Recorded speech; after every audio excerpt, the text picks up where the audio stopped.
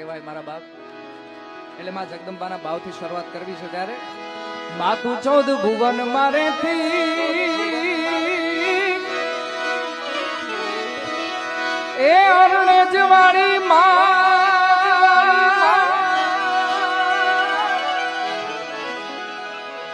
એ ઉડણે આપલે